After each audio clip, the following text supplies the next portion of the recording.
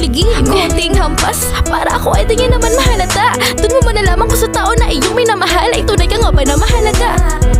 Gusto ko yung matyaga. Yung tipo na pumupunta sa bahay, may dalang tsokolate palagi para lamang hindi na kami mag-away. Ano ba? Ako'y